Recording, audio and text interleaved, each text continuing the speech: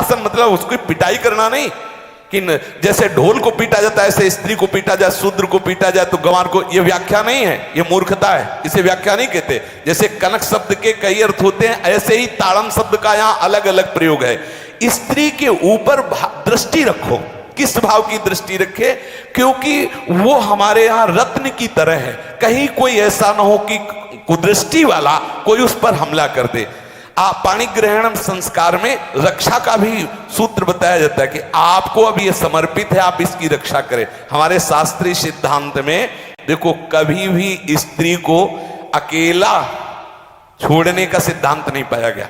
अगर शास्त्रीय सिद्धांत, बच्ची है तो माता पिता के शासन, थोड़ी बड़ी हुई तो भाई आदि के बीच में, और बड़ी हुई तो पति के, और बड़ी हुई तो पुत्रों के, मतलब एक सानिध्य का एक दृष्टि रखी गई है कि यदि आप अपनी दृष्टि में रखेंगे तो उसका अमंगल नहीं होगा, उसका हित नहीं होगा।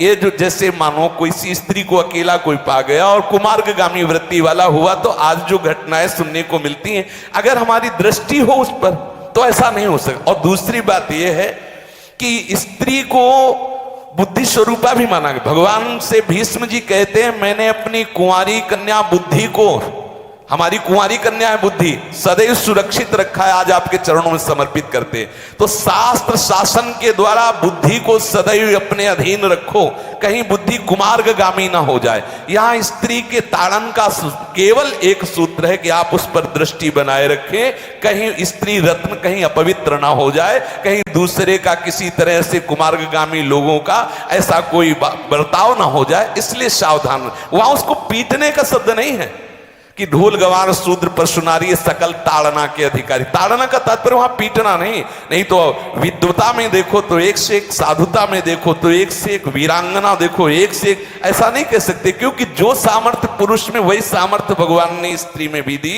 क्योंकि भगवान के ही दो रूप हैं, एक स्त्री और एक पुरुष।